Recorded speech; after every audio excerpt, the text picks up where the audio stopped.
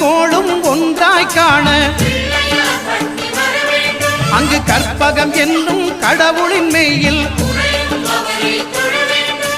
சூரியன் முதலாய் 9 கிரகமும் பலவித குணங்களை கொண்டிருக்கும் எங்கள் கற்பக தருவில் அவை வரும்போது ஒன்றாய் சேர்ந்து பலனளிக்கும்.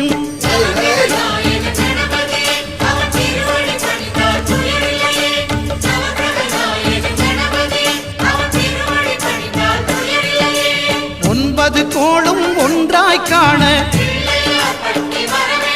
அங்கு கற்பகம் என்னும் கடவுளின் மெய்யில்